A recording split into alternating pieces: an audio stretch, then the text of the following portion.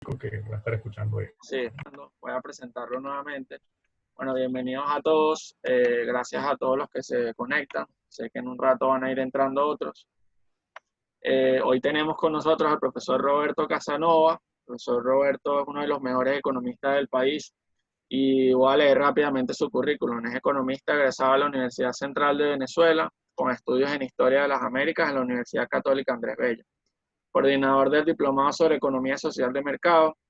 Es miembro fundador de la Asociación Civil Liderazgo y Visión, donde se ha desempeñado como investigador y conferencista.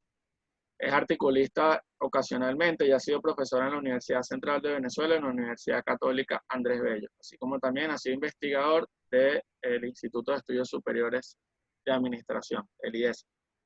Además de eso, fue gerente en el Fondo de Inversión de Venezuela, director de Programación de Inversiones y director de Desarrollo Institucional en la Oficina Central de Coordinación y Planificación, Cordiplan, y miembro de la Oficina para la Descentralización. Fue fundador y presidente de la Fundación Justicia y Democracia y es productor nacional independiente y locutor. Además, fue conductor del programa Enlace Futuro, transmitido por Radio Caracas Radio, y es autor de Bifurcación, Neocomunismo, Libertad y Libertad, Emprendimiento y Solidaridad, 10 lecciones sobre economía social de mercado. Así que, como pueden ver, hoy tenemos con nosotros a un invitado de lujo, una persona que de verdad desde Ciudadanos nos admiramos muchísimo y estamos muy contentos de poder trabajar con él. Así que nada, profe, todo suyo y muchísimas gracias nuevamente por acompañarnos. Sí, muchas gracias, José Miguel. Y bueno, gracias también a quienes escuchan por esta oportunidad. Comento brevemente con respecto al currículum. Lamentablemente una versión desactualizada, José Miguel. Es mi culpa, creo que no te envié la versión más reciente. Pero quería mencionarles que también en los próximos días un nuevo libro llamado Un sueño para Venezuela, que hemos escrito Herbert Torres y yo, estará también disponible, ¿no? Quería mencionarlo como una publicación adicional. Y bueno, también he sido investigador en otras universidades afuera, en la Universidad de Friburgo, en la Universidad de Salamanca. Pero bueno, no vengo a hablar de mí, sino vengo a hablar de economía.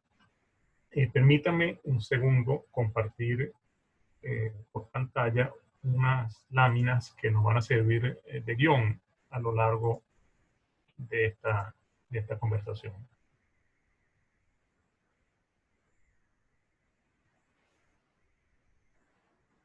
Allí están.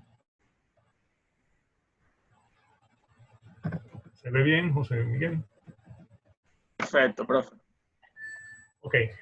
Bien, vengo a hablarles entonces de economía social de mercado, que es una doctrina específica que explicaré con cierto detalle, pero quiero hablar no solamente de la economía social de mercado, sino también en el contexto de la reconstrucción venezolana, que más tarde que temprano comenzaremos. Me va a tomar, aspiro, unos 45 minutos, no más de eso, una hora académica propiamente. En esta presentación verán que intentaré abordar 14 puntos, brevemente unos minutos a cada uno de ellos. Esto les servirá a ustedes, digamos, de referencia para saber a qué altura de la exposición vamos. Simplemente es un guión. Quisiera comenzar haciendo una distinción entre visiones, doctrinas e ideologías. Si yo les preguntase a cualquiera de ustedes, de los que escuchan estas palabras, si les preguntase por qué creen que existen ricos y pobres, por qué existe desigualdad, por qué algunos países son desarrollados, otros países son subdesarrollados, porque hay inflación, hiperinflación, ha habido escasez. Preguntas de naturaleza económica, social. Si ustedes tomasen unos minutos para pensar al respecto, seguramente me darían una respuesta aproximada a partir de información que han leído, cosas que han escuchado. Eso sería una visión de la economía, probablemente una interpretación no muy sistemática, sino está acompañada de una reflexión previa significativa. Eso no significa que sea equivocada o correcta, simplemente que no es sistemática. Y esa es la visión que en general cualquier ciudadano puede tener sobre la economía. No tiene por qué tener otra, porque estos temas son temas que merecen, que tienen que ser estudiados para ser comprendidos con cierta plenitud. Pero el asunto es que no basta tener visiones sobre la economía, sobre la sociedad, para tomar decisiones, para fijar posiciones sobre los distintos temas. Por eso las doctrinas, que son en cierta forma visiones más sistemáticas, son ese conjunto de postulados, ese conjunto de reflexiones que nos permiten entender de manera más coherente, más ordenada, por qué una economía funciona de una manera, nos permiten además imaginarnos cómo pudieran funcionar esas economías de una mejor forma y sobre todo cómo pasar de esa economía que no nos satisface a una economía que funcione mejor. Eso es una doctrina entonces, un conjunto de postulados, un conjunto de valores que nos permite entender el presente, imaginar el futuro y además también pensar cómo podemos pasar de este presente a ese futuro.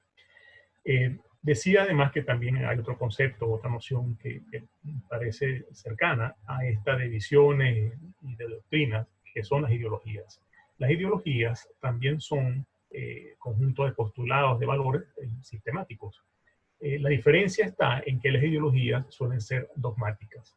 Las ideologías suelen ser pensamiento cerrado, en el sentido de que asumen en forma dogmática cierto conjunto de principios, valores, ciertas interpretaciones, y en este sentido normalmente están cerradas al nuevo conocimiento, a nuevas evidencias empíricas.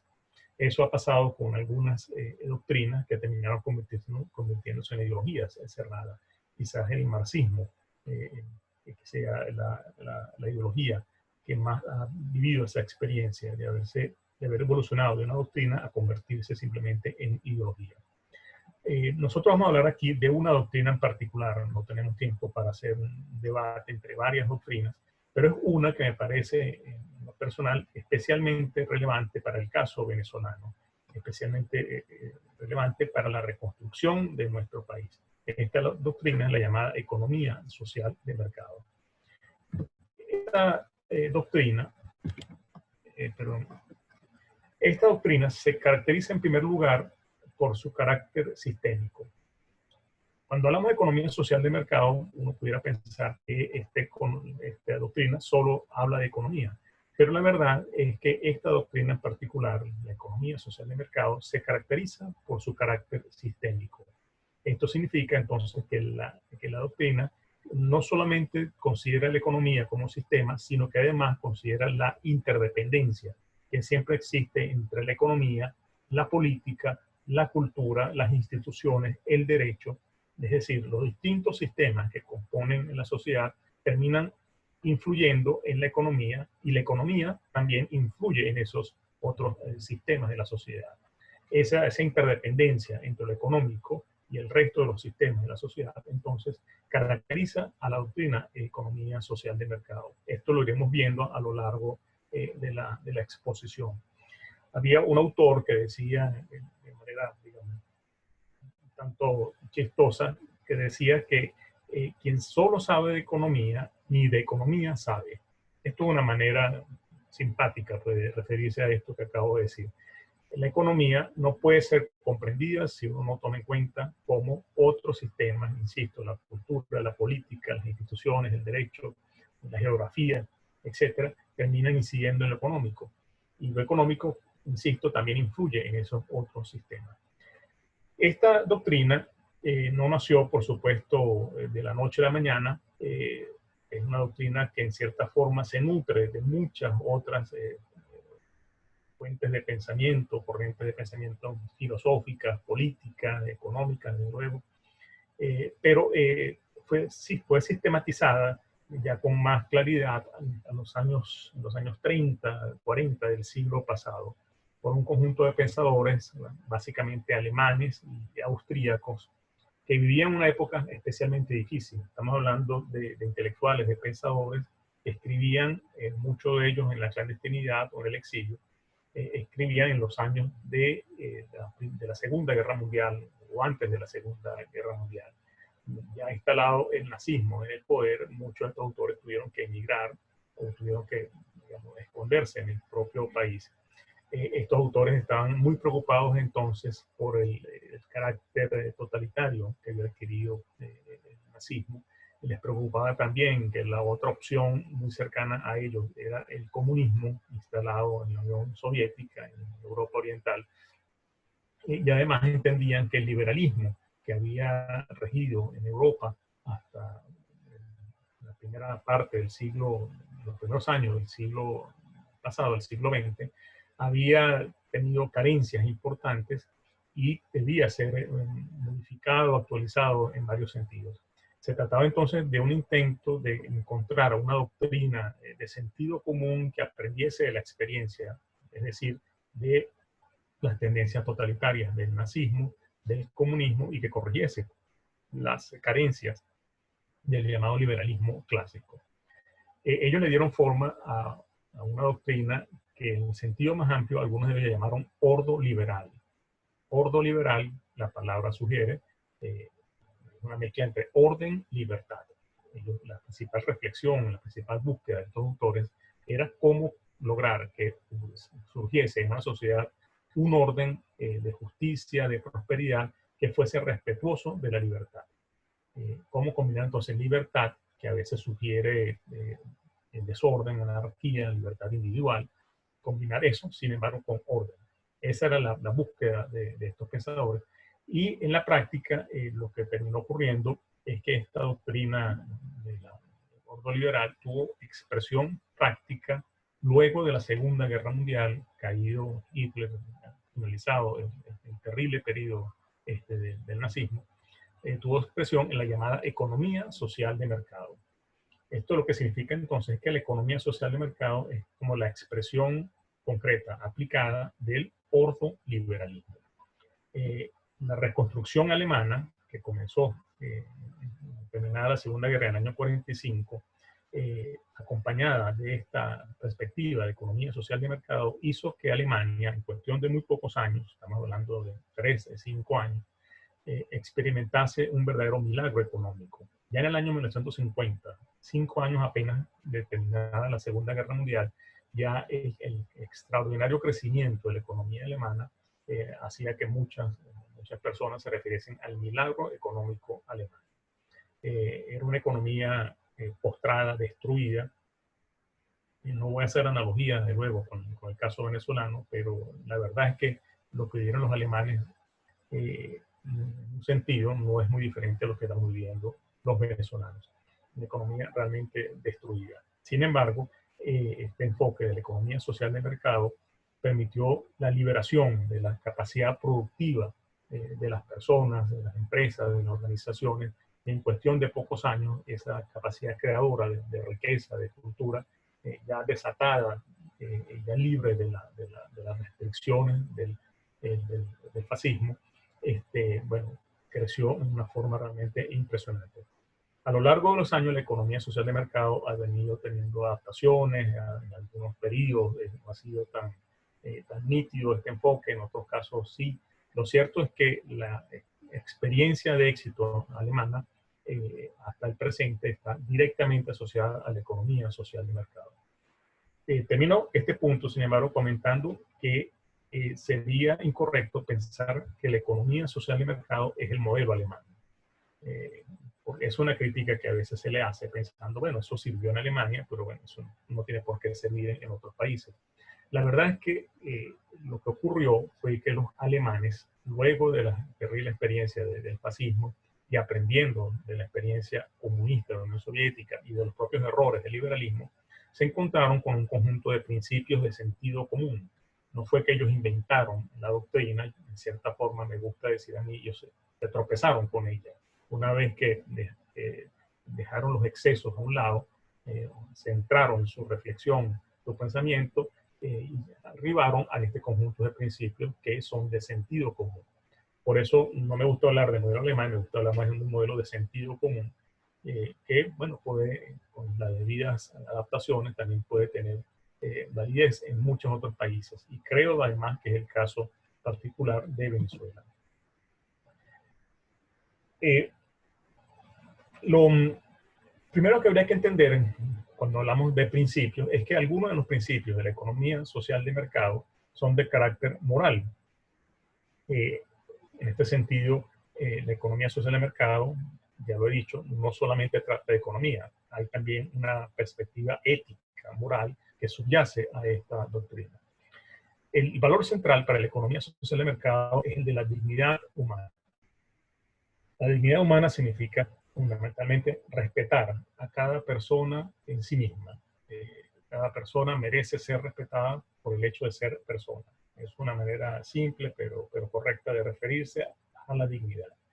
El reto entonces, bueno, cómo dar forma a una economía que sea genuinamente respetuosa de la dignidad de las personas.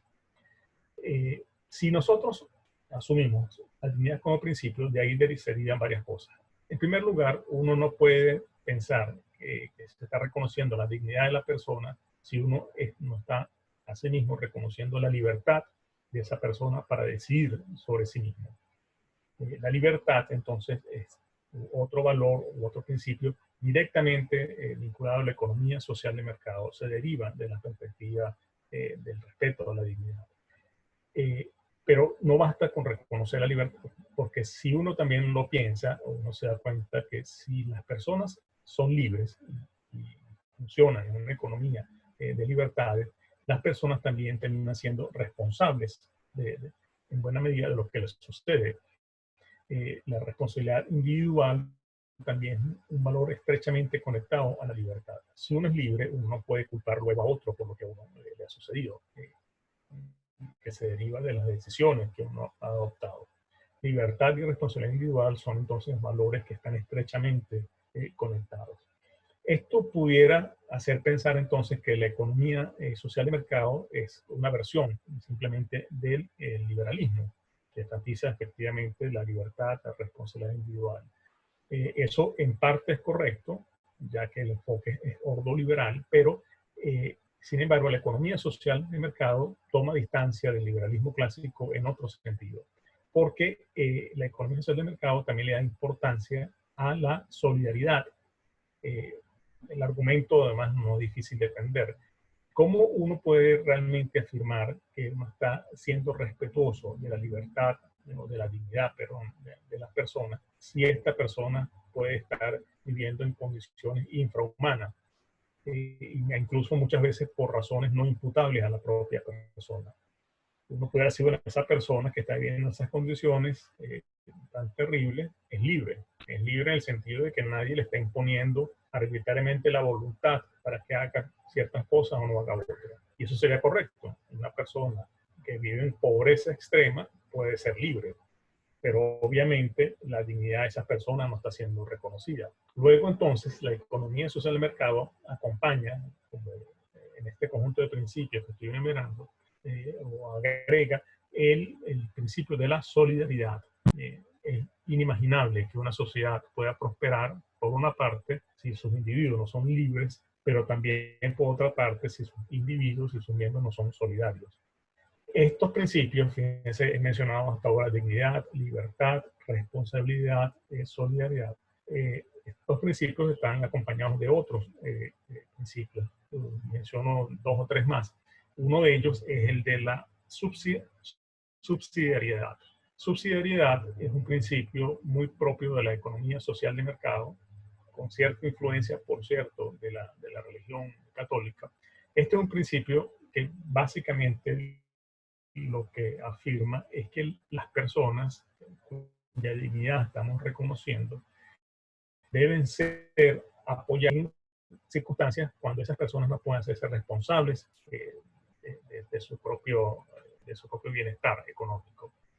Por ejemplo, un niño que nace en una familia muy pobre, que no recibe la educación apropiada, que no tiene acceso a los servicios de salud, este niño difícilmente va a alcanzar capacidades productivas que le permitan ser parte de una economía moderna.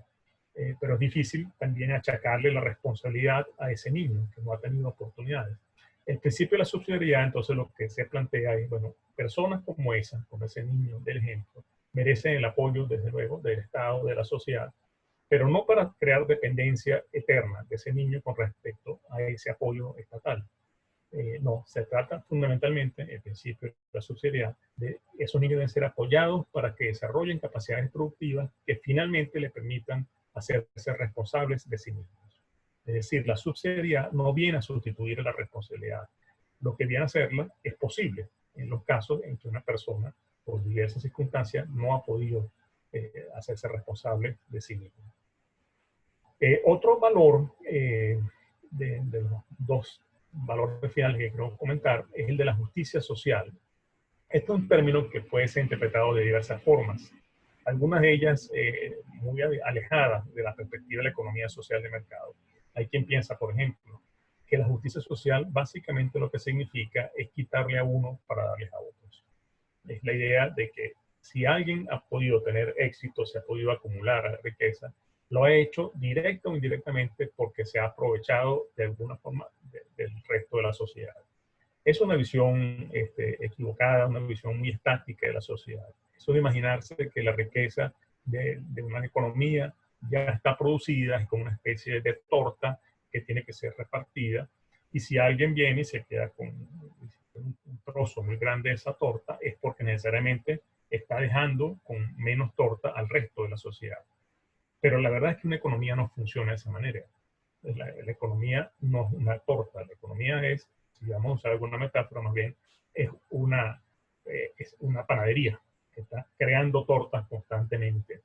Y cada quien está recibiendo, no tortas, sino cada quien está recibiendo ingresos en función del aporte que está haciendo a la generación de riqueza. Esto regresará a ello un poco más adelante, porque quiero detenerme aquí en este momento en el tema de los principios morales.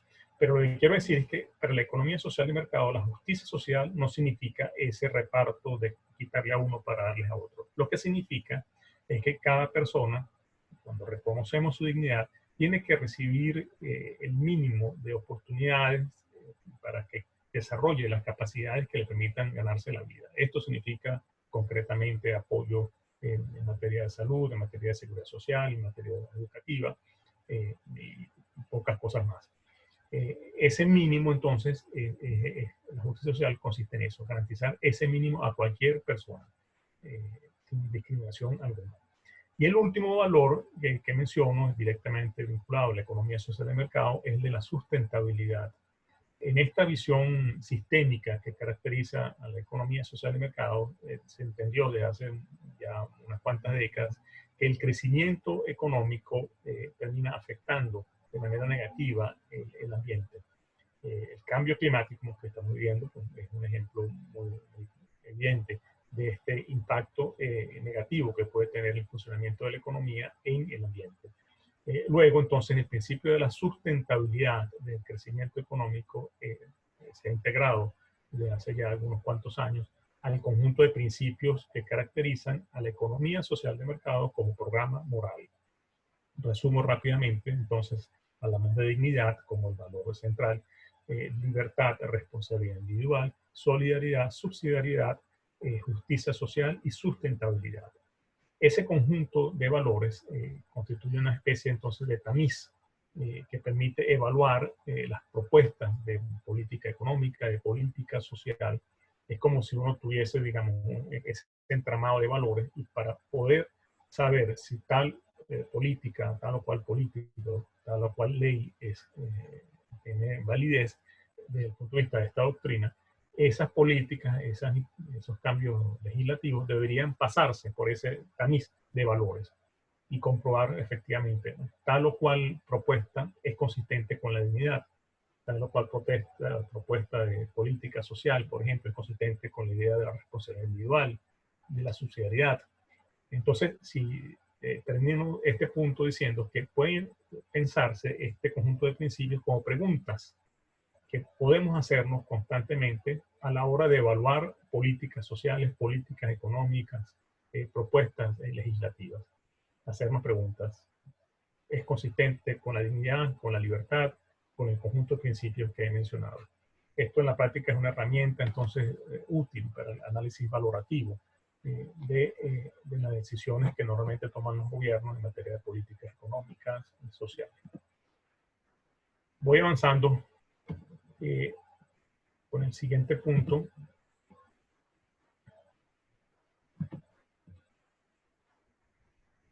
Entrando ya propiamente al funcionamiento de la economía, quisiera enfatizar que la economía social de mercado, cuando habla de mercado, no está hablando de cualquier tipo de mercado. Estamos hablando de un mercado caracterizado por la competencia. Permítame usar un ejemplo, aparentemente muy sencillo, pero quizás después pueda ser recordado cada vez que ustedes estén en esas circunstancias. Me refiero a una situación hipotética. Imagínense que ustedes están en un supermercado. Un supermercado, además, no como los venezolanos.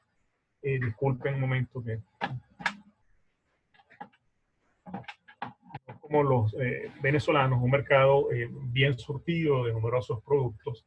Y ustedes están como consumidores frente a ese mercado decidiendo qué producto determinado, supongamos que están buscando champú. Entonces, bueno, de la variedad de marcas que ya existen, ustedes están decidiendo cuál comprar. Esto es una situación aparentemente trivial, más bien tonta, pero puede ser una manera interesante de acercarse al funcionamiento del mercado. Porque ustedes, en esas circunstancias, sabiéndolo o no, ustedes son quienes tienen la soberanía en materia económica. Porque ustedes pueden decidir libremente tomar tal o cual champú. La razón puede ser cualquiera, puede parecer el mejor, puede parecer el más barato o una mezcla de las dos cosas. La razón no importa, la razón es absolutamente subjetiva. Usted sabrá por qué está comprando ese champú. Pero cuando usted toma del champú, del estante, toma un champú, usted sigue su camino como consumidor y poco le interesa lo que va a suceder luego. Pero supongamos que ese champú efectivamente es muy barato. Detrás de usted seguramente pasará alguien y hará lo mismo que usted. Tomará también ese producto y continuará su camino. Y puede ocurrir al final del día que en ese supermercado, ese estante donde estaba el champú de esa marca se vacía. Uno como consumidor no planificó que eso ocurriese. Fue la sumatoria de decisiones independientes, no coordinadas, decisiones libres de cada consumidor, las que hicieron que se vaciase ese estante con ese champú. Bueno, pero en la noche, al final del día, cuando se hace el inventario, alguien, el responsable de garantizar los productos que están en los estantes, se dará cuenta, tomará nota de que ese champú efectivamente se vendió. Al día siguiente tendrán que reponer, si tienen inventario, de ese champú. Si este fenómeno continúa, el proceso entonces tiene otras implicaciones, porque entonces habrá que el encargado del gerente del supermercado llamará a sus proveedores y le informarán que tiene que pedir más, que tiene que llevarle más champú que se está vendiendo. Este proveedor, que puede ser seguramente un mayorista, a su vez se comunicará con la empresa que produce el champú y fíjense cómo la información va fluyendo. De las decisiones individuales que ustedes tomaron va fluyendo información que va pasando a otros decisores. De la decisión del consumidor, estamos hablando de decisiones de los vendedores y finalmente esto llega al ámbito de la producción. Y allí entonces ocurrirá que el productor del champú, de la empresa productora de champú, tomará la decisión, bueno, puedo seguir aumentando la producción, pero si este champú se está vendiendo de manera masiva, hay una oportunidad de negocio. Yo como productor puedo decidir entonces aumentar el precio. Aumenta el precio, esa información llega al supermercado, al mayorista, luego al supermercado y finalmente el consumidor se encuentra con que el champú que antes le había parecido barato, ahora ya no le parece tan barato. Supongamos además que se le fue la mano, por decirlo así, al productor y el aumento de precio fue muy grande. Bueno, ocurrirá que los consumidores, actuando libremente, deciden bueno, que a ese precio no lo van a comprar y empiezan a comprar otro champú. Y al final del día ocurrirá entonces que el champú permanece en el estante y entonces el proceso contrario es el que ahora se desencadena. El supermercado le dirá al proveedor, no me traigas más champú, no se está vendiendo, y el mayorista le dirá al productor, no quiero más champú, pues no se está vendiendo, y el productor tendrá entonces que ajustar su precio. Esto es una cadena de eventos, de decisiones que piense que no están coordinadas entre sí. Son múltiples decisiones que se van sumando y que van haciendo entonces que los precios y las cantidades van ajustándose. Eso es el mercado. El mercado no es un lugar físico donde uno va a comprar las cosas. El mercado es esta dinámica, estas relaciones sociales, esta interdependencia de decisiones que van tomando individuos en distintos ámbitos. Disculpen.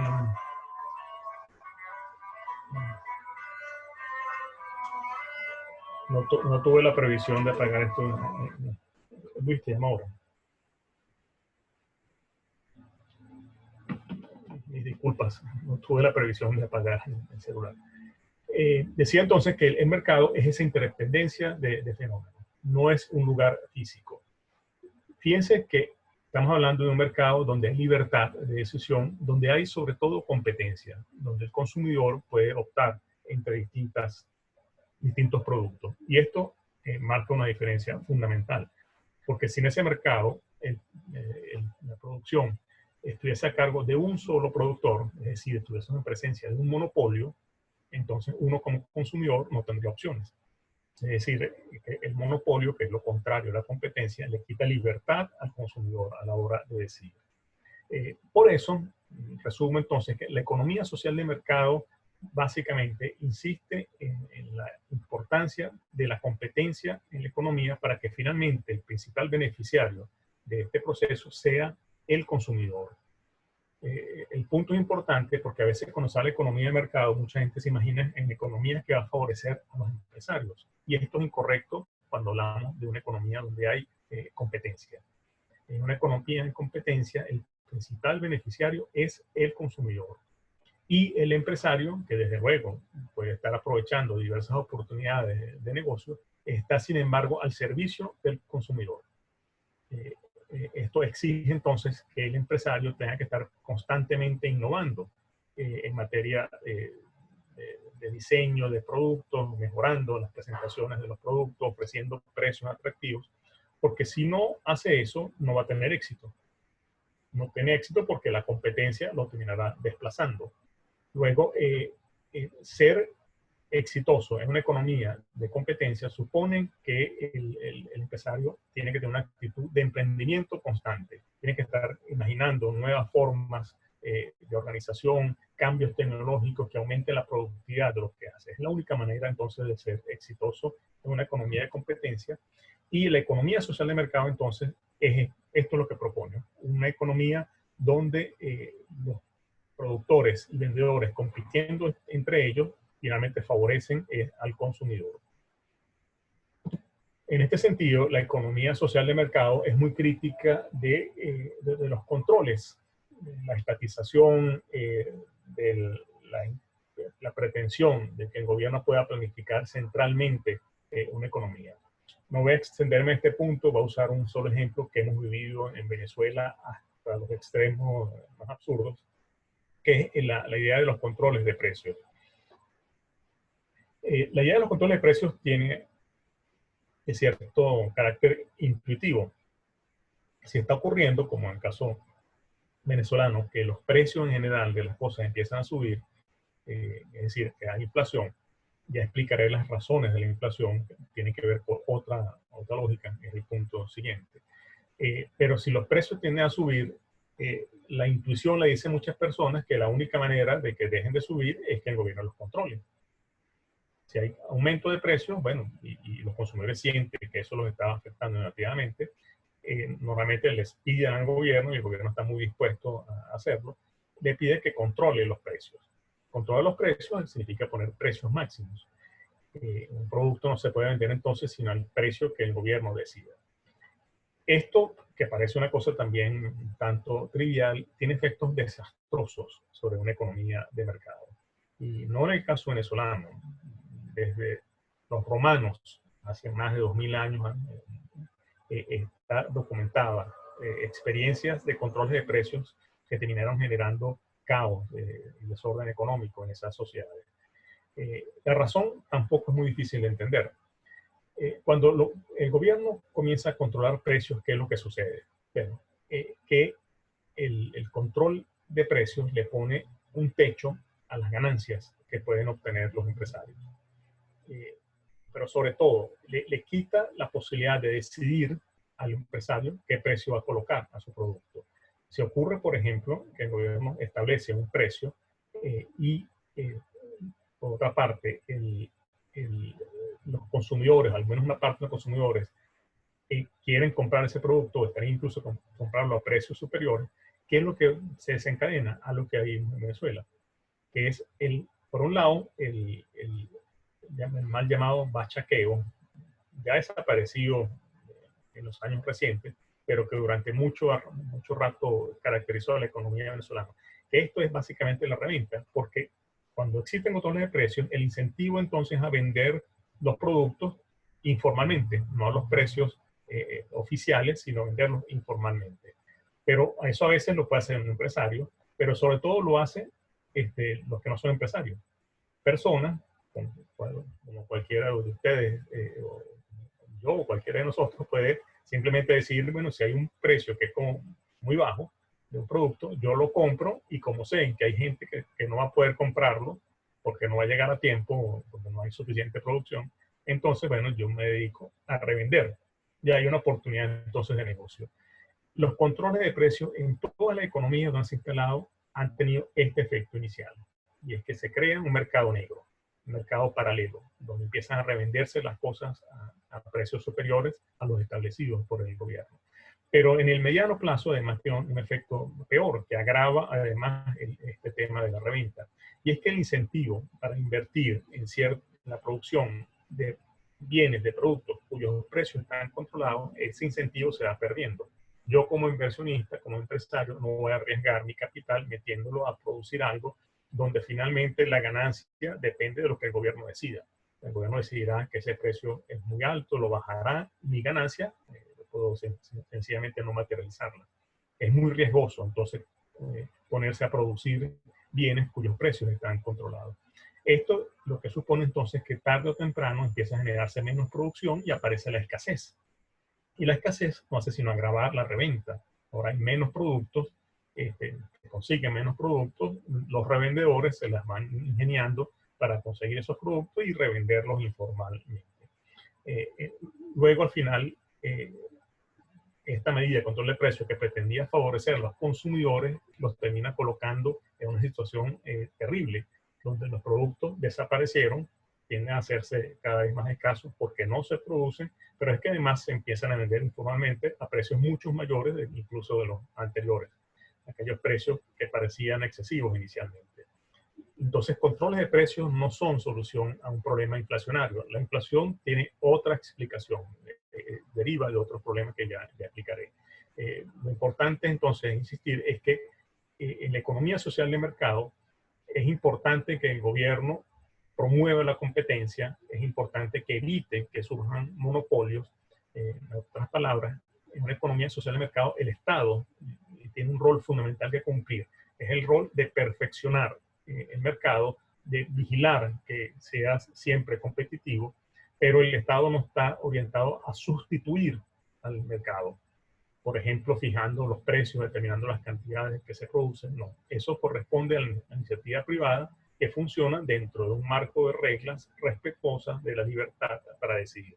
Es decir, una economía donde finalmente no surjan monopolios, también llamados a veces oligopolios, cuando se trata ya no de una sola empresa, sino de pocas empresas las que controlan la producción en un sector. Entonces, estamos hablando de una economía, de una doctrina, perdón, que promueve constantemente la competencia, que le da un rol importante al Estado, pero para vigilar que las reglas se cumplan. Sobre todo estas orientadas a promover la competencia.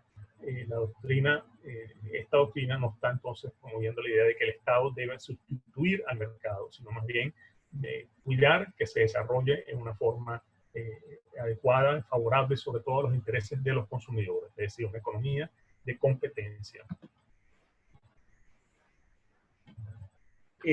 Paso ahora a hablar brevemente de otro de los temas que a la economía social de mercado le ha preocupado desde el comienzo.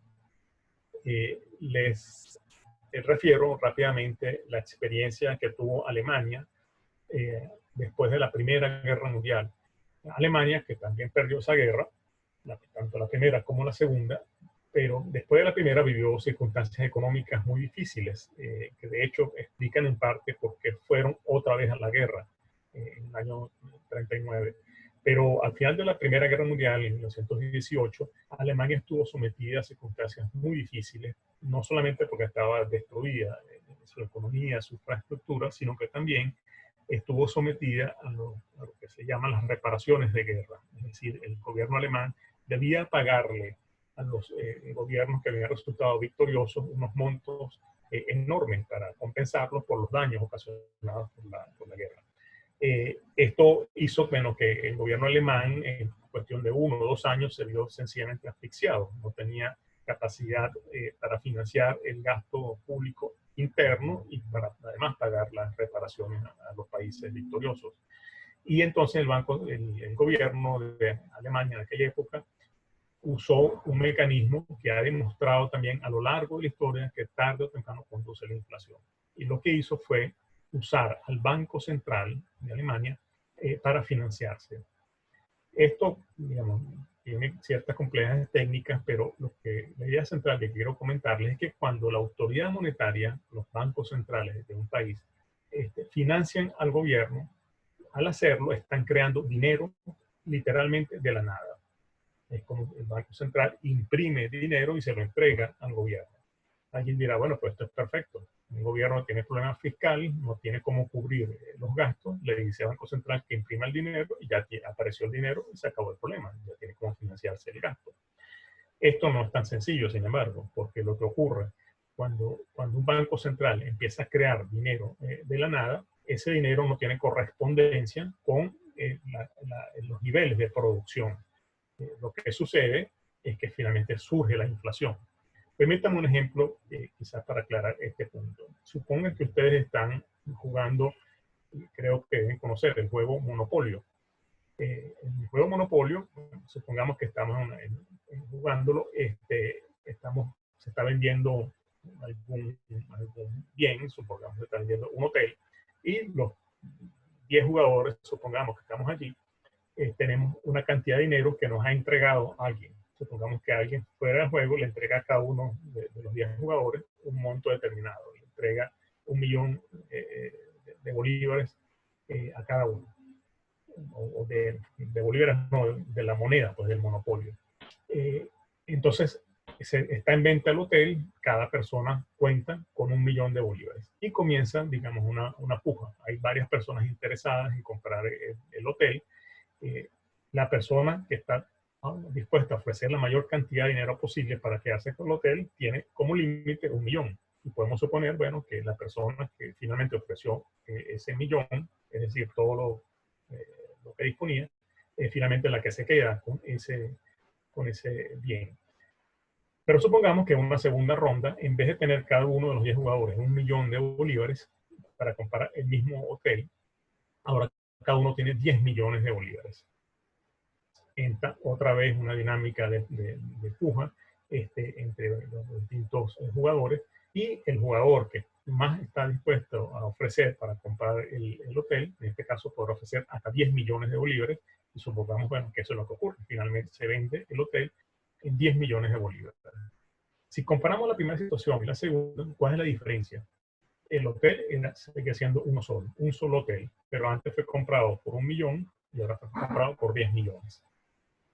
Lo único que cambió entre una situación y la otra es que las personas disponían de más dinero para comprar la misma cantidad de productos, en este caso un hotel.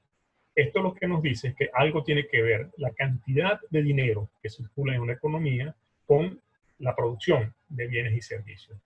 Entonces, una economía que empieza a ser inundada de dinero que está surgiendo de la nada, que está surgiendo porque el gobierno está pidiendo al Banco Central que lo financie, ese dinero entra a la economía y va generando un efecto similar a este que acabo de describir en el juego de monopolio. Tarde o temprano, entonces, los niveles de precios, no de un producto en particular, sino de todos los productos, comienzan a subir. Esto, dicho de otra manera, lo que significa es que ese dinero que se va creando de la nada va perdiendo valor. Es la otra cara de la inflación. Cuando decimos que hay inflación, estamos diciendo, de otra manera, es que cada unidad monetaria, cada billete, ahora tiene menos capacidad para comprar. Entonces no es tanto que los precios suban, sino como que el valor de la moneda cae, porque se está creando moneda en exceso con respecto al tamaño de esa economía. Eso es básicamente lo que explica la inflación, así ocurrió en Alemania, y eso es lo que explica la inflación y la hiperinflación venezolana. Aquí, si ustedes pudieran revisar la información estadística, se darían cuenta que el proceso de crecimiento, el enorme crecimiento de los precios en el caso venezolano, empezó a suceder cuando el gobierno socialista se vio asfixiado. El petróleo, el precio del petróleo había caído, la capacidad de endeudamiento del gobierno ya la había agotado, un gobierno que nos endeudó y nos sigue endeudando enormes, y no tenía capacidad además de recibir nuevos recursos. Nadie cree en este gobierno. Y el gobierno, sin embargo, mantenía los niveles de gasto. Cuando el nivel de gasto es superior al nivel de ingresos, ocurren entonces los déficits fiscales, y el gobierno ante ese déficit no acudió sino a este mecanismo de empezar a usar al Banco Central para financiarse. Y empezó a hacerlo a través de las empresas del Estado. Muchas empresas del Estado, profundamente corrompidas e improductivas, generaban constantes pérdidas, no tenían cómo cubrir sus gastos. Y el Banco Central comenzó a financiar las empresas del Estado venezolano, entre ellas PDVSA, pero también numerosas empresas estatales. Y la cantidad de dinero en la economía venezolana empezó a crecer en forma desordenada y cada vez creciente. Entonces, la relación entre la cantidad de dinero que el Banco Central viene introduciendo a la economía, la relación, digo, entre esa cantidad de dinero y el crecimiento del nivel de precio, son dos líneas que van en paralelo. La hiperinflación, en el caso venezolano, tiene una sola causa. La causa es el crecimiento desordenado en la cantidad de dinero de nuestra economía. Y la razón por la cual crece de forma desordenada esa cantidad de dinero es que el gobierno está usando al Banco Central para financiarse. Esto que ha hecho el gobierno venezolano es algo tan irresponsable, y es algo además irresponsable porque es conocido. Esto no es algo que el gobierno no supiese que iba a ocurrir. Es algo muy conocido en la historia de las economías, que cuando los bancos centrales quedan subordinados a los gobiernos y empiezan a crear dinero de esa forma desordenada, se genera hiperinflación. Digo que es tan conocido que incluso la Constitución venezolana de 1999, en su artículo 230, si no lo recuerdo, prohíbe directamente, de forma expresa, que el Banco Central financie el gobierno. Es decir, lo que viene haciéndose hace unos 5 o 6 años es una violación constante, reiterada de la Constitución venezolana, del capítulo dedicado a los derechos económicos. El Banco Central, según la Constitución nuestra, no puede financiar al gobierno. El gobierno lo viene haciendo desde hace varios años. Esa es la razón fundamental de la hiperinflación. ¿Cómo se evita eso? Bueno, en la economía social de mercado, obviamente aprendiendo de la experiencia alemana y de numerosas experiencias en otros países, plantea muy claramente que la autoridad monetaria tiene que ser independiente del gobierno. El Banco Central, en este caso el nuestro, el Banco Central de Venezuela, tiene que ser independiente del gobierno. Y la creación de dinero tiene que ser una función, tiene que estar en función del crecimiento de las divisas, de los activos que posee el Banco Central. No puedes crecer esa cantidad de dinero simplemente con los papeles de deuda pública que va creando el gobierno y colocando un Banco Central. No. Entonces, la autonomía del Banco Central de Venezuela y de toda autoridad monetaria es un requisito fundamental para lograr la estabilidad de la moneda. Pero no es suficiente, porque si esto, a pesar de que el Banco Central sea autónomo, puede ocurrir que el gobierno continúe actuando en forma irresponsable de manejo fiscal, y la tentación, la presión para que tarde o temprano el Banco Central tenga que financiar de alguna forma al gobierno continuaría. Luego, el tema de la disciplina fiscal, es decir, de manejar con responsabilidad la relación entre los ingresos, lo que recibe el gobierno y lo que gasta el gobierno, es también una condición fundamental. Si esa disciplina fiscal se rompe, los gobiernos tienen que empezar a endeudarse, o tarde o temprano le colocan presiones al Banco Central para financiarse con ellos, generando inflación. Por eso, para la economía social de mercado, la autonomía del Banco Central, de la autoridad monetaria, por un lado, y la disciplina en el manejo de los ingresos y los gastos fiscales son dos condiciones fundamentales para lograr la estabilidad de la moneda. Y en ese marco, entonces, puede funcionar apropiadamente la economía de mercado en competencias que antes describí. Bien, no sé cómo voy de tiempo. ¿Aló? ¿Me estás escuchando, José Miguel? Lleva más o menos unos 40 minutos, profe. Llevo 40 minutos, ok. Gracias. Bien, hemos hablado hasta ahora de los aspectos económicos. Permítanme hablar ahora de los aspectos sociales y cómo los concibe la economía social de mercado. Para la economía social de mercado, la superación de la pobreza es perfectamente posible. Y esto se hace básicamente si las personas desarrollan capacidades productivas y en este sentido tienen las posibilidades de insertarse en una economía de competencia. Aquí el elemento clave es desarrollo de capacidades productivas. Una persona que no pueda insertarse en una economía por más próspera que sea, normalmente no lo puede hacer porque sus capacidades productivas son muy bajas. La superación de la pobreza supone entonces básicamente, por decirlo en términos de una fórmula, que las personas desarrollen capacidades productivas, por una parte, y que la economía esté creciendo de forma constante para generar oportunidades de empleo. De esta manera, entonces, que una persona con capacidades productivas pueda ocupar empleos de calidad. Esa interdependencia entre lo económico y lo social, a lo cual regresaré en un minuto, es clave para entrar en una dinámica de superación de la pobreza. Este tema de la pobreza, sin embargo, tiene algunas dificultades porque en la práctica puede ocurrir que políticas sociales orientadas al desarrollo de capacidades productivas, especialmente la educación, no lleguen a todos. Habrá personas que por diversas razones, a pesar del apoyo de la política social, no tengan capacidades productivas, bien sean porque las han perdido, personas, por ejemplo, que han tenido accidentes, enfermedades que las han discapacitado, o jóvenes que, bueno, que tienen dificultades de aprendizaje, etc. Puede haber entonces segmentos de la población que, a pesar del apoyo que pueden recibir, no podrían desarrollar esas capacidades productivas. Entonces tiene que haber una política social de carácter más bien asistencialista para ese segmento de la población. Pero eso suele ser un porcentaje relativamente bajo de la población. La mayor parte de las personas que son pobres en sociedades como las nuestras son pobres básicamente porque, por una de las dos razones, o no han desarrollado aún las capacidades productivas, o aún teniendo capacidades productivas, la economía no crece lo suficiente para que estas personas puedan aspirar a empleos de calidad. Entonces, lo importante, en definitiva, es que la pobreza es perfectamente superable si se logra articular apropiadamente la política económica y la política social.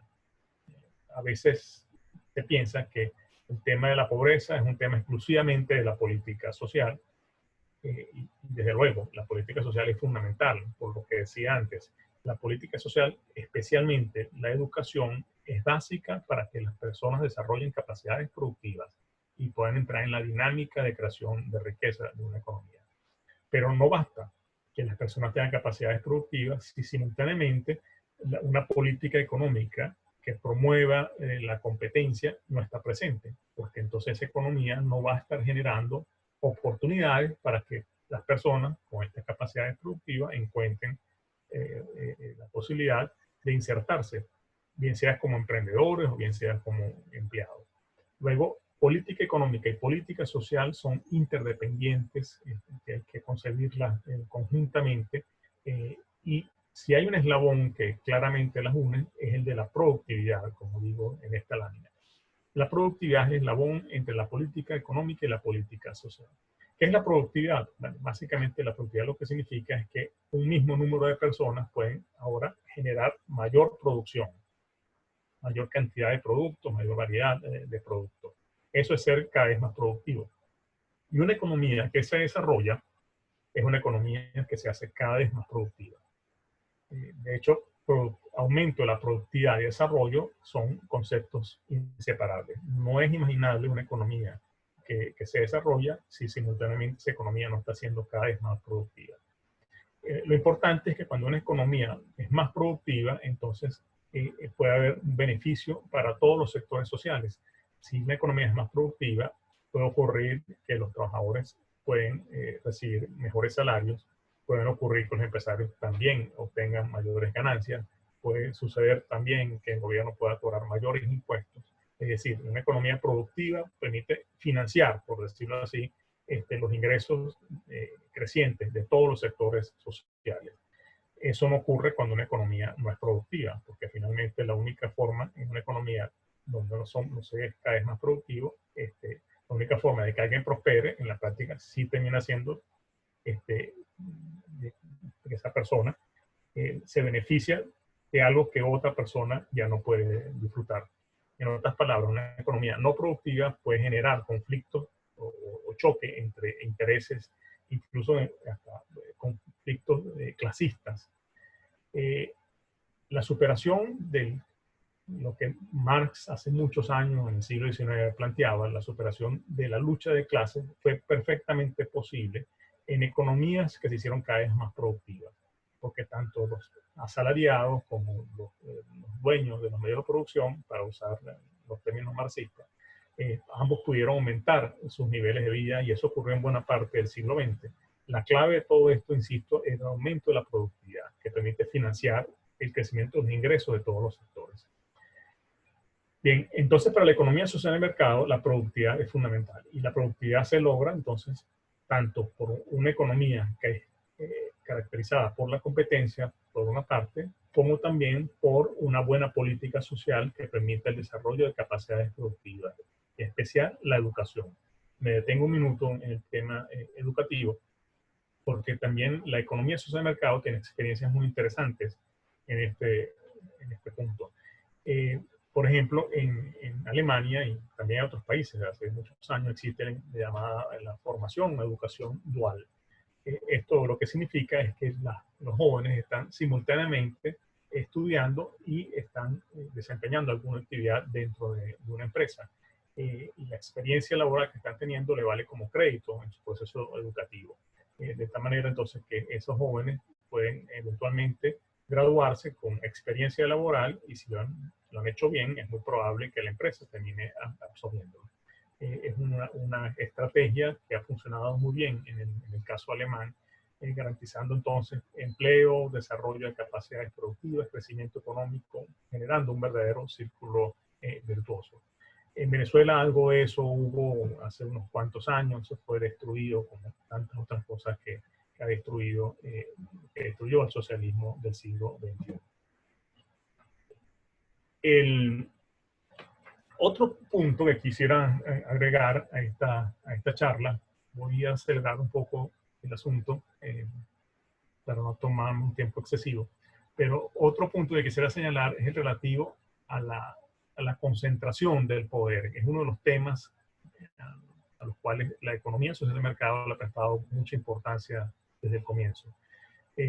Cuando el poder económico se concentra en pocas manos, estamos hablando de una economía entonces donde los monopolios comienzan a tener importancia, puede suceder entonces que ese poder económico comienza a influir de una manera no conveniente sobre el poder político.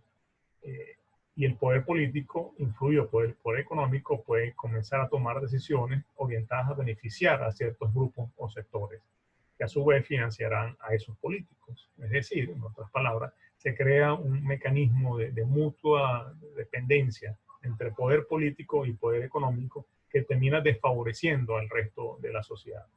Esto que puede parecer simplemente una observación más teórica, realmente es un problema muy grave en la mayoría de las economías de mercado hoy, no solamente en Venezuela, a nivel mundial. Viene sucediendo que poder económico, poder político han creado mecanismos que algunos autores llaman de captura de renta. Captura de renta lo que significa es que finalmente el éxito económico para un sector no está ya asociado a la competencia en el mercado, sino está asociado a su capacidad para influir en la toma de decisiones gubernamentales. Y puede ocurrir entonces que un grupo económico poderoso influya en el poder político y el poder político adopte una política o establezca un esquema económico donde, por ejemplo, se crea protección, el llamado proteccionismo. Lo que se crea es una barrera, bien sea a través de cobro de aranceles, de impuestos, una barrera para que los productos importados no entran al país, o si entran al país, entran a unos precios tal que no sean muy competitivos. Esto es lo que significa en la práctica, entonces, que ese mecanismo de protección le está garantizando a los productores nacionales un mercado cautivo, donde la competencia internacional no entra. Y entonces los niveles de precios que esos grupos ya monopolizados empiezan a crear, empiezan a establecer, empiezan a desfavorecer a los consumidores. La protección comercial, la protección que impide que entren productos importados, entonces es una medida que puede parecer razonable desde el punto de vista del supuesto interés nacional, pero en la práctica lo que está ocurriendo es que perjudica a los consumidores. Ustedes podrán preguntarse por qué, por ejemplo, no recientemente, sino desde hace décadas, por qué en Venezuela no podemos comprar, como ocurre en cualquier economía moderna, autos, carros, sin tener que pagar impuestos impagables, ¿no? Bueno, porque hay un mecanismo de protección. Supuestamente, desde hace décadas se estableció que para promover el crecimiento de la política del sector automotriz venezolano, tenía que ser protegido de la competencia internacional. Eso se estableció y al final lo que ha ocurrido después de décadas es que en Venezuela jamás se ha producido ningún vehículo. Lo que se hace es simplemente ensamblar. Aquí no se ha creado ningún sector automotriz propiamente. Se ensambla y se vende a precios que son mucho más elevados de lo que pudieran comprarse si pudiéramos importarlos. Es un ejemplo muy claro de un mecanismo entonces de convivencia entre el poder económico y el poder político para establecer esquemas que favorecen a ciertos sectores y no al resto de la sociedad. Por eso entonces la desconcentración del poder es un tema fundamental para la economía social de mercado. Por eso la insistencia en la competencia, por un lado, pero también la insistencia en la transparencia en materia de políticas económicas, de políticas sociales, de cambio legislativo. Todos esos cambios tienen que estar sujetos a la observación, al debate público, para poder estar constantemente vigilantes de que esas medidas no vengan a favorecer a determinados grupos en detrimento de los intereses generales de los consumidores. Esto es un tema central de la economía social de mercado, que como ven ya no es solamente económica, como dije al comienzo, también tiene mucho que ver con la dinámica política. Quisiera referirme también a algunos de los temas, otros de los temas que la economía social de mercado le da mucha importancia. Este está estrechamente vinculado al que comenté antes, que es el tema de la desigualdad. Uno de los grandes problemas, no solamente en Venezuela, uno de los grandes debates en el mundo, es la profunda desigualdad que hoy existe. Y es cierto, durante el siglo XXI en particular, las economías desarrolladas y subdesarrolladas se han hecho mucho más desiguales. Un porcentaje muy pequeño de la población tiene niveles de ingresos enormes. Pues. Hay una cifra que lo usan como consigna, dicen que el 1%, que el 99% de la población recibe lo que algún monto equivalente al que recibe apenas el 1% de la población. La cifra no es correcta, sí, pero no es estrictamente correcta. Pero lo que sí refleja es la profunda desigualdad que ya se ha convertido en un tema social y político en muchos países. Ahora, el tema de la desigualdad es un tema también que hay que comprender adecuadamente. Lo primero que habría que decir es que cuando hablamos de desigualdad económica, estamos hablando básicamente de un indicador. Y el indicador estrictamente es el de la distribución de la población en función del ingreso. Ese es el concepto correcto. Se habla de desigualdad en términos más coloquiales, en términos públicos, pero la medida correcta para entender el asunto es la distribución de la población en función del ingreso. Permítame un ejemplo. Si tomásemos a todos los que están escuchando esta charla, y los midiésemos en estatura, pudiéramos concluir, bueno, que de acuerdo a ciertos valores que hemos establecido, supongamos que el 40% de ustedes mide entre 1,50 y 1,60, el otro 30% mide entre 1,60 y 1,70 y así. Establecemos ciertos valores y distribuimos la población, el número total de la muestra, que en estos casos son ustedes, en función de la estatura. Pudiéramos concluir, por ejemplo, que solamente el 10% de ustedes mide más de 1,90 y que el 90% mide menos de 1,90.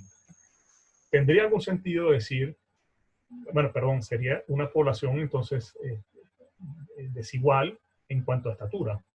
Porque solamente un porcentaje muy pequeño de la población tendría una alta estatura y buena parte, la mayoría de esta población tendría una estatura más baja. Entonces, la distribución sería desigual. En este caso, distribución desigual de la población en función de la estatura. Pero tendría sentido, decía, que afirmásemos que las personas más altas lo son porque le quitaron centímetros a las más pequeñas. Obviamente no.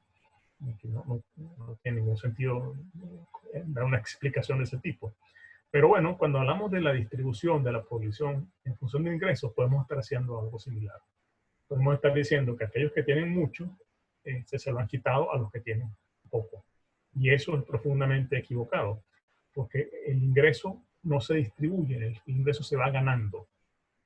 No es que exista, como comentaba hace un rato, una torta que hay que picar y repartir, no. Lo que existe es un proceso económico en el cual cada uno está generando alguna actividad productiva y está recibiendo ingresos. Algunos reciben ingresos como salario, otros reciben ingresos por el concepto de alquileres, otros reciben por concepto de ganancias. Cada quien, dependiendo de sus circunstancias, está recibiendo ingresos de distinta naturaleza. Ahora, cuando hablamos de una economía de competencia, efectivamente puede ocurrir que personas que tengan capacidad para innovar, para producir, introducir nuevos productos, nuevas formas de producir, esas personas o esas empresas pueden obtener altas ganancias. Pero fíjense, esa ganancia, ¿de dónde proviene? Se la está quitando a alguien en particular. Pensemos un momento en los celulares, por ejemplo. Este producto, cuando se introdujo al mercado, este producto empezó a contar con una demanda creciente. Hoy en día es inimaginable andar por la vida sin un celular. Ahora, cuando nosotros empezamos a comprar este celular podía ser muy caro, pero rápidamente la competencia ha hecho que podamos optar entre distintas marcas, modelos, etc. Y hoy en día el celular es accesible a las dos partes de la población. Ahora, cuando yo compro un celular y pago el precio que me parece que adecuado, estoy ayudando a que el empresario o la producción, el productor de este celular pueda estar obteniendo grandes ganancias. Ahora, esa ganancia está proveniendo del hecho de que explotó a mí, o explotó a alguien. No, simplemente generó un producto que tiene valor social. Y yo como consumidor estoy ratificando ese valor social cuando pago el precio de este producto. Entonces, empresarios innovadores que introducen nuevas tecnologías, etcétera, pueden estar en un marco de competencia obteniendo grandes ganancias. Bill Gates, Steve Jobs son ejemplos así paradigmáticos de millonarios, de personas millonarias que han introducido cambios tecnológicos importantes, han generado nuevos productos y han obtenido grandes ganancias. Entonces la desigualdad en ese caso es una desigualdad casi inevitablemente vinculada a la competencia. Si hay competencia, a algunos le irá bien, a otros le irá mal. Algunos serán innovadores, podrán generar productos socialmente valorados que obtener grandes ganancias. Otros no tendrán esa capacidad, sus productos serán desplazados por otros, etcétera, y podrán obtener menos ganancias o incluso obtener pérdidas. Entonces hay una desigualdad que está directamente vinculada a la competencia. Esa desigualdad yo diría que incluso es sana, porque finalmente es el incentivo para ser productivo, para innovar. Pero sí es cierto, y esta es la otra cara de la moneda, que hay una desigualdad que está vinculada al poder.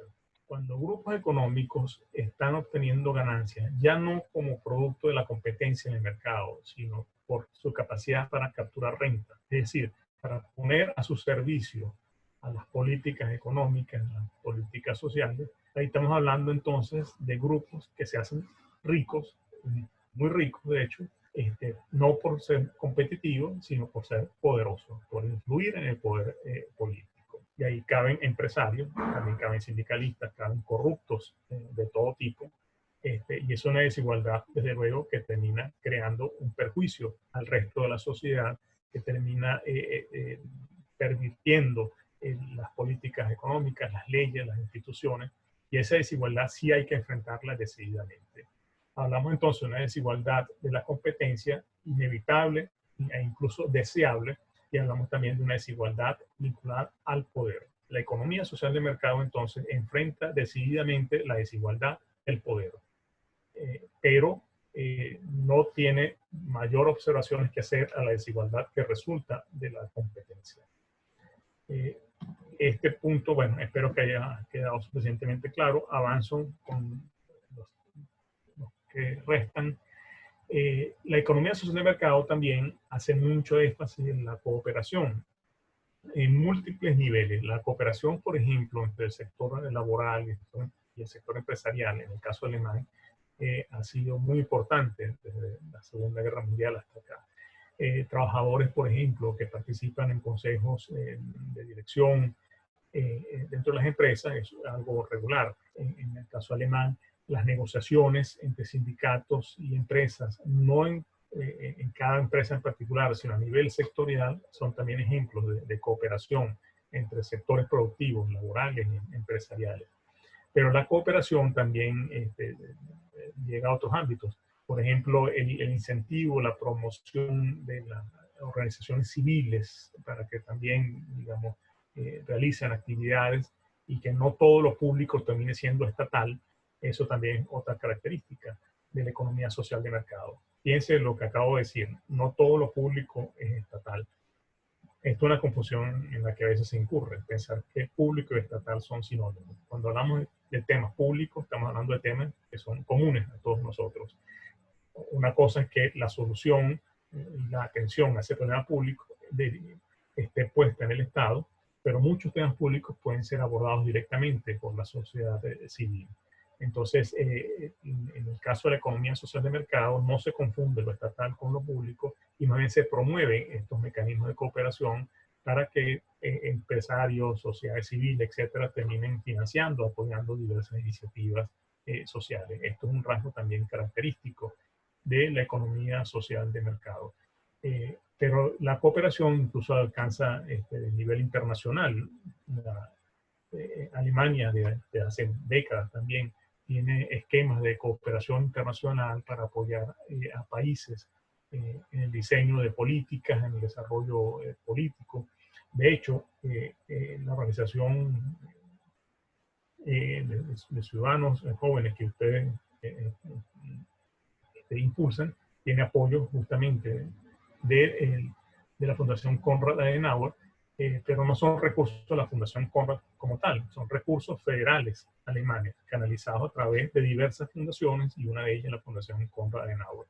Entonces el esquema de cooperación internacional de alemán es expresión, es reflejo de este espíritu que ha animado la economía social de mercado desde hace muchas décadas, que en el fondo tiene que ver con la idea de que la paz social es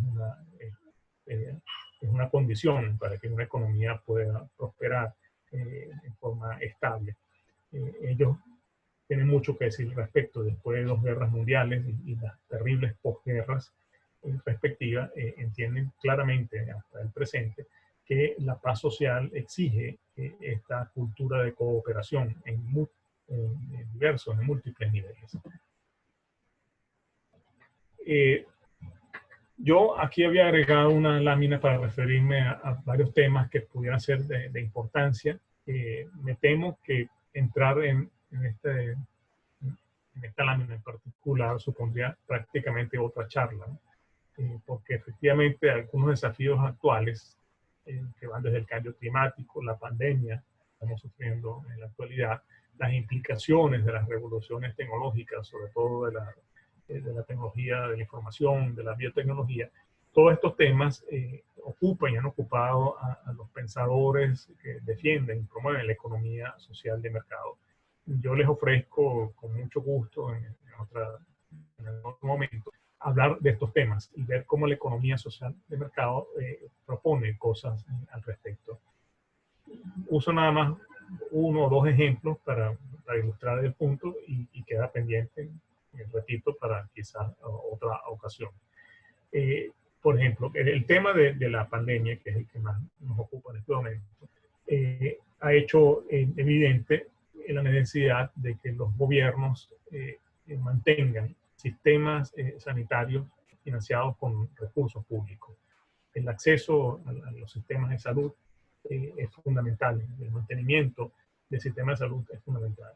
Fíjense que todo el tema de achatamiento de la curva tiene que ver básicamente con la idea de que la enfermedad que pueda llegar, la pandemia puede llegar a afectar hasta el 40% de la población del mundo. Sin embargo, no ocurra en un periodo muy corto de tiempo para que no sea desbordado los sistemas de salud. De lo que se trata es que este proceso sea progresivo, más lento, de modo tal que los sistemas de salud puedan ir atendiendo a lo largo del tiempo en forma adecuada a los casos de personas que se enfermen con el coronavirus.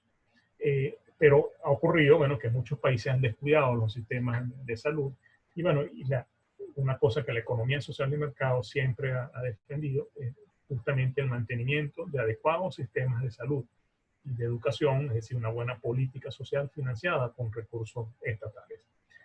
Pero esto, digamos, dicho así, no tendría mayor complicación de ser entendido, pero hay un punto importante al respecto, porque una cosa es mantener un sistema público de salud que sea prestado exclusivamente con recursos del Estado o con infraestructura del Estado, y otra cosa es que el Estado financie un sistema de salud, pero que los proveedores pudieran ser múltiples y puedan ser, de hecho, organizaciones, empresas privadas con fines o sin fines de lucro. Esto es un punto importante porque la economía social de mercado siempre, ya lo he repetido varias veces, siempre le ha preocupado los monopolios. Y si resulta que lo que estamos creando son monopolios estatales en materia de prestación de servicios de salud, podemos tener un problema. Porque sea algo peor como un privado, es un monopolio estatal. Entonces, aquí la economía social de mercado no tiene ningún problema, de hecho, promueve el financiamiento con recursos públicos de los sistemas de salud, pero sí le preocupa que la prestación de los servicios de salud quede exclusivamente en organizaciones estatales. El esquema más conveniente sería entonces que el financiamiento sea público, pero que la prestación esté distribuida entre distintas organizaciones, algunas de ellas públicas, otras privadas con fines de lucro, otras privadas sin fines de lucro, y que haya entonces variedad de opciones. Porque esto es lo que en cierta forma promueve el principio de la competencia, que puede generar efectos tan positivos como hemos visto en el ámbito propiamente del mercado. Entonces, esto es una manera de pensar el sistema de salud. Otro tema que está por allí en el tapete a propósito de la pandemia, bueno, es qué hacer con las economías. Las economías requieren apoyos fiscales importantes y ha aparecido aquí otra vez el esquema, la visión keynesiana. Me refiero a Keynes, el pensador que hace cerca de un siglo, es cuando la Gran Depresión de 1929 planteó la necesidad de que el Estado interviniese y que el gasto público creciese de forma importante para activar las economías. Los detalles, digamos, no voy a entrar en esa discusión más específica, pero lo que sí es cierto es que se están generando en muchos países niveles de gasto público enormes. Se calcula que la deuda total en el mundo está creciendo como un 30% o algo así, y eso va a colocar una presión enorme sobre las economías a futuro, porque ese dinero habrá que pagarlo. Entonces el endeudamiento que se está incurriendo en este momento para financiar gasto público es a rango realmente desmesurado, como si fuese la única solución posible. Obviamente el gasto público en estos casos puede, de hecho ayudará, pero hay que pensar en esquemas para hacer esto sostenible. Una cosa, por ejemplo, que debe evitarse es que ese gasto público suponga el surgimiento de nueva burocracia estatal, porque eso sí haría entonces que los estados, el gasto público aumente, pero de una forma digamos, que tiende a permanecer en el tiempo. Otra cosa es que el gasto público aumente durante un tiempo para promover la reactivación económica y luego vuelve a los niveles anteriores. Eso es un tema fundamental. Es el gasto público, entonces, como un estabilizador de la economía o como un gasto público que va a crecer y va a hacer que los estados se conviertan en unos monstruos, en diversas monstruos de su presencia económica en muchos países. Pero bueno, como decía, son temas diversos que pudiéramos abordarlos quizás en otra ocasión, porque son suficientemente complejos e importantes como para darle un mateo en esta conversación. Termino refiriéndome a dos cosas adicionales. He hablado mucho de la economía social de mercado, no he hecho referencia a otras doctrinas, como la doctrina liberal, socialista, la socialdemócrata, pero obviamente aquí hay cosas en las cuales coinciden, hay cosas en las cuales divergen. Lo que diría básicamente es que la economía social de mercado tiene mucho de economía liberal. Sin embargo, porque bueno, defiende la libertad, el libre mercado, la competencia, los derechos de propiedad, el respeto a la propiedad privada, etc. Son rasgos de la economía social de mercado que también son compartidos por el liberalismo clásico. Sin embargo, hay una diferencia entre una y otra cosa, una y otra doctrina. La economía social de mercado le ha dado siempre importancia a las relaciones entre lo económico y lo político, entre lo económico, lo cultural, lo social, etc. No es el caso de manera tan evidente en el liberalismo. El liberalismo ha tendido a centrarse más en lo económico y muchas veces ve a lo político como un mal necesario y no ve la estrecha dependencia que tiene la creación de instituciones, por ejemplo, o de políticas, con la manera en que esto relaciona la economía y la política. Entonces, digamos, el liberalismo tiene algunas diferencias con la economía social de mercado, pero comparten un buen conjunto de puntos, ¿no? Por otra parte, la economía social de mercado también comparte con la socialdemocracia, por ejemplo, la importancia en el desarrollo de políticas sociales. A diferencia, sin embargo, de la socialdemocracia, la economía social de mercado enfatiza en que tiene una especial importancia al hecho de que las políticas sociales deban estar orientadas al desarrollo de capacidades productivas en las personas. Mientras la socialdemocracia ha hecho más énfasis tradicionalmente en la importancia de la redistribución. Ve la política social más bien como un mecanismo de redistribución de recursos. En el fondo eso tiene que ver con el origen de la socialdemocracia. La socialdemocracia proviene del socialismo. Así como la economía social de mercado tiene más cercanía con el liberalismo. Entonces, aunque la política social aparezca, o la importancia de la política social aparezca tanto en la economía social de mercado como en la socialdemocracia, hay una diferencia fundamental. Para la economía social de mercado, la política social está orientada, insisto, al desarrollo de capacidades productivas. La palabra clave es productividad. En cambio, para la socialdemocracia, la política social es básicamente un instrumento de redistribución de recursos de los sectores que más tienen a los que menos tienen. Ahí subyace la idea de la justicia social que proviene del socialismo. Porque el socialismo, que está mucho más alejado de la economía social de mercado, obviamente no viene a plantear la existencia de economías competitivas. Por el contrario, más bien viene a plantear la necesidad de que el Estado sustituya en buena medida la economía de mercado y que sea la planificación central desde el Estado la que rija, digamos, el funcionamiento de lo económico. Y por otra parte, el socialismo plantea que hay una contradicción insalvable, una contradicción inevitable entre entre los trabajadores y quienes son dueños de empresas. ese conflicto clasista, entonces, bueno, para el socialismo solo sería solucionable eventualmente a través de una revolución, para que finalmente la propiedad privada desaparezca o al menos quede minimizada. Es una doctrina, entonces, como digo, muy alejada de la economía social de mercado. En todo caso, en este debate de las ideas, lo que sí es cierto es que la economía social de mercado ha terminado siendo una doctrina de centro, una doctrina centrista, pero no centrista en el sentido político más trivial. A veces el centro simplemente se refiere a una estrategia oportunista, incluso, pudiéramos decir, políticamente oportunista. Se trata de tratar de captar al mayor número de votantes que normalmente no se encuentran en los extremos ideológicos, sino se encuentran en el centro político.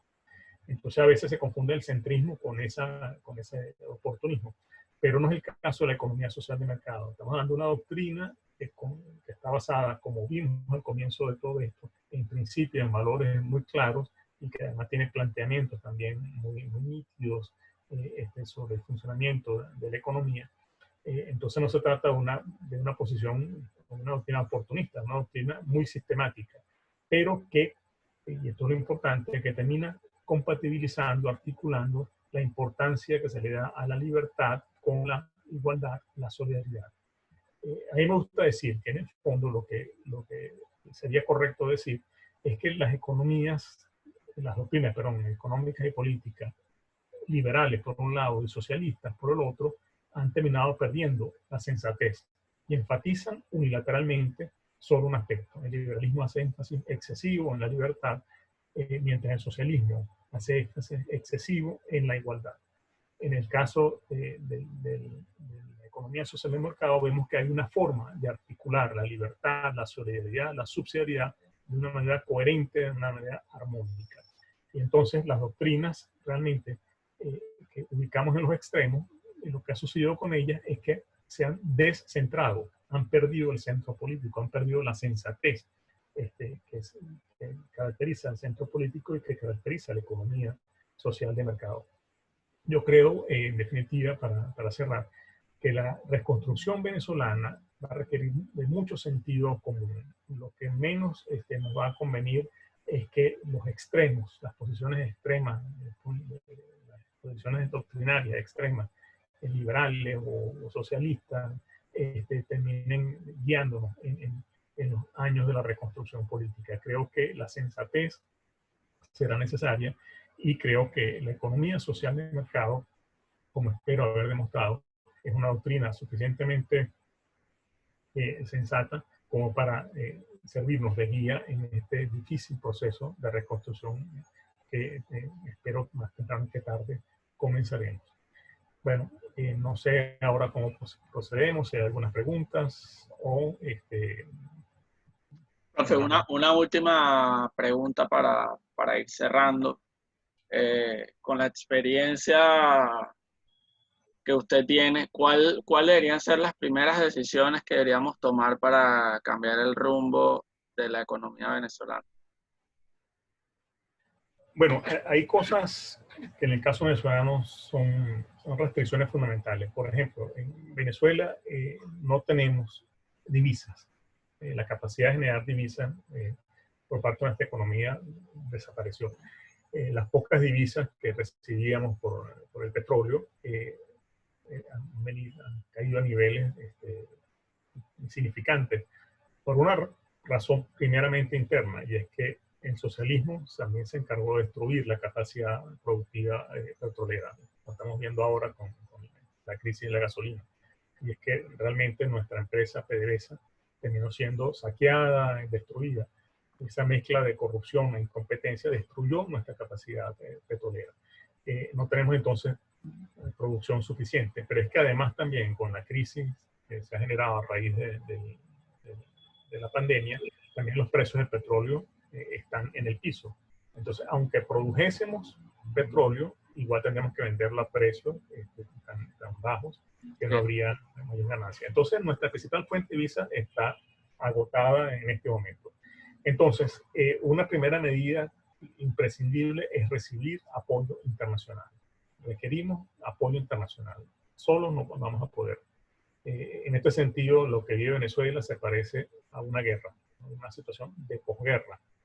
El Plan Marshall, en el caso europeo, fue fundamental para la reconstrucción de los países europeos. Y Alemania, eso no lo mencioné antes, Alemania no solamente se reconstruyó adoptando la economía social de mercado como doctrina, también recibió apoyo internacional. Y el Plan Marshall fue un componente clave. Entonces, eso hay que hacerlo. Hay que parar en segundo lugar la inflación en seco. Y eso se logra simplemente haciendo que el Banco Central sea autónomo.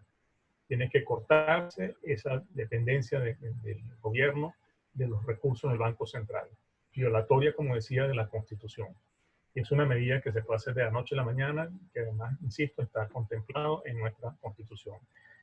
Por otra parte, en tercer lugar, hay que, con el apoyo internacional, hay que generar mecanismos que permitan que buena parte de la población que apenas sobrevive con lo que recibe tenga el ingreso mínimo necesario para mantener capacidad de compra. Una política social en este momento básicamente subsidiaria, es decir, ayudar a las personas a sobrevivir durante Sí, porque, y disculpe que lo interrumpe, parte de las políticas económicas de estos últimos años, y me gustaría hablar de eso, se ha basado en un gasto público y social muy alto, pero al final un gasto social que es extremadamente ineficiente. O sea, son subsidios como el de la gasolina, por ejemplo, el de los servicios, donde, por ejemplo, una persona que tiene una lancha, por dar un ejemplo, está muy grande, no paga absolutamente nada por llenar un tanque y es dinero que podría usar el Estado venezolano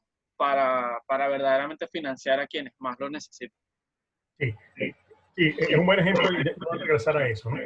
Al tema de la gasolina, porque ahí se esconden también muchas otras cosas. Pero la política social, en este caso, siendo consistente con la doctrina de economía social de mercado, no debería estar orientada o no deberá estar orientada a crear dependencia. No estamos hablando de emisiones que hacen que la gente dependa de una bolsa de comida. No, estamos hablando de transferencia directa de recursos para que las personas puedan comprar libremente a quien quieran los productos que deseen consumir. Y eso es una diferencia del cielo a la tierra. Una cosa es recibir una bolsa de comida, es el gobierno el que decide qué productos están allí. Normalmente además los compra a través de esquemas de corrupción que apenas hemos conocido. En todo caso, se trata de una visión muy estatista, muy controladora. Es distinto hablar de recursos que van a llegar directamente a las personas para que éstas libremente decidan en qué consumirlo, en qué producto, y es una manera de ir reactivando también a la producción nacional. Los subsidios como el que tú comentas, el de la gasolina, efectivamente la gasolina pudiera ser una fuente de ingreso mucho más importante de lo que es en este momento. Pero la lógica realmente de eso tiene que ver con lo que antes también referí, que es la captura de renta. En el caso del socialismo del siglo XXI, digamos, diversos grupos de poder, entre ellos los militares, han capturado al Estado. Entonces, los precios de la gasolina, la gratuidad de la gasolina, que prácticamente se regala a nivel nacional, no tiene que ver mucho con la idea de tener un subsidio. Es básicamente un negocio de reventa. Claro. Aquí la gasolina se recibe gratuitamente y se vende a precios internacionales. Esa es la manera entonces que el gobierno mantiene como cómplice de este sistema de dominio a una parte de la Fuerza Armada, en particular la Guardia Nacional, que es la principal beneficiaria del contrabando de la gasolina. Es un fenómeno de captura de renta que también habrá que eliminar de entrada en un proceso de reconstrucción. Bueno, una última duda que he podido recoger del grupo. El tema de la privatización de, por ejemplo, de empresas como PDVSA, Ferrominera del Orinoco, ¿cómo ve usted esto dentro de una lógica de la economía social de mercado? Porque ya nos habló de lo importante de que no haya monopolio. Sí, no, yo creo que en el caso venezolano tenemos que avanzar también aceleradamente, un proceso ordenado, transparente, pero un proceso de privatización. No hay razón alguna para que esas empresas pertenezcan al Estado. El concepto de las empresas estratégicas es un concepto de hace 50 años. ¿Qué tiene de estratégico? Por ejemplo, que el hierro, la producción de hierro esté en manos de una empresa, en manos de Ciudad. En ningún país ocurre así. En un país, los yacimientos pueden ser del Estado, como de hecho lo son, de acuerdo a la Constitución. No estamos diciendo privatizar los yacimientos, ni de petróleo, ni de hierro. No. La producción, el aprovechamiento de esos yacimientos puede estar perfectamente en manos de numerosas empresas privadas que compiten entre ellas, generan empleo, no están politizadas y pagan impuestos. Y estoy seguro que la cuenta al final sería muy favorable para el fisco, sería mucho más favorable para el gobierno contar con numerosas empresas produciendo petróleo en Venezuela y el gobierno cobrándoles impuestos, a tener un monopolio estatal improductivo que más bien se convierte en una fuente de gasto para el gobierno, en una fuente de ingresos. Entonces yo creo que avanzar en la privatización, eso hay que dejar de verlo como una mala palabra, eso tiene mucho que ver con la venta socialista de su doctrina y con la satanización pues, del mercado. Yo creo que perfectamente un mercado de competencia se puede instalar en el sector petrolero, en el sector, bueno, en el sector de los recursos, de los numerosos recursos mineros. Si insisto en el tema de la competencia, es economía privada en competencia. Totalmente. Los yacimientos seguirán siendo estatales, como lo establece la Constitución. Bueno, buenísimo, profe. Yo creo que ya con eso podemos ir cerrando. Quería darle nuevamente las gracias por conectarse y acompañarnos el día de hoy. Le vamos a hacer llegar el video en un rato a usted y a los participantes. Bueno, estamos teniendo un problema de internet en Vargas bastante fuerte. Por suerte, yo tengo un internet de bastante calidad y he podido seguir trabajando, pero no todos tienen la misma suerte.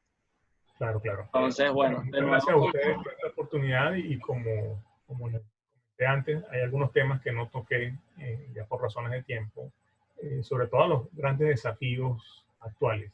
Es un tema que me interesa también comentar, pero bueno, quizás sea en otra oportunidad. Sí, seguro, Leo. Esta no va a ser la última invitación. De hecho, vamos a tener un módulo donde vamos a hablar de temas de actualidad y quizás podríamos invitarlos para hablar del ámbito económico y además en el programa Hablan los Jóvenes. Estoy seguro que vamos a invitarlo pronto cuando se hace la contingencia. Pero bueno, gracias a todos por conectarse.